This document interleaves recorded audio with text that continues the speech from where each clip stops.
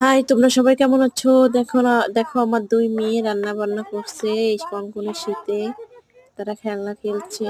এই হচ্ছে আমার বড় বোনের মেয়ে, যার মা মারা গেছে। এখনো আমারই মেয়ে।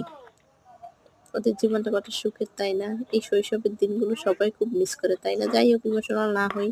আমি চলে আসলাম দুপুরে রান্না করতে। আজকে দুপুরে রান্না করব ফুলকপি দিয়ে, পোনা মাছ দিয়ে ঝোল, আর হচ্ছে বেগুন দিয়ে টেংরা মাছ ভাজ, আর পাতাকপি দিয়ে পেঁয়াজের কাই দিয়ে আলু দিয়ে ভাজবো। দেখুন বন্ধুরা, আমার রান্নার শেষে তিনটে রান্নার ফাইনাল লুক। কি আমি লাগছে, তাই না? পোনা মাছ দিয়ে ফুলকপির ঝোল, আর হচ্ছে বেগুন দিয়ে টেংরা মাছের ভুনা, আর হচ্ছে ভাজি। এখন বাজে সন্ধ্যা 6টা। চলে আসলাম গরম গরম কিছু পিঠা ভাজতে, যেহেতু শীতকাল, পিঠা তো খেতেই হবে।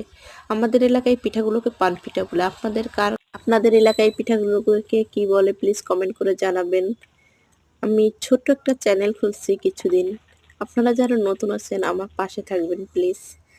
আমি চেষ্টা করব যত দিন যাবে ভালো ভালো ব্লগ আপনাদের সামনে আনতে। যেহেতু আমি নতুন, তাই আমার পাশে থেকে প্লিজ সাপোর্ট করবেন।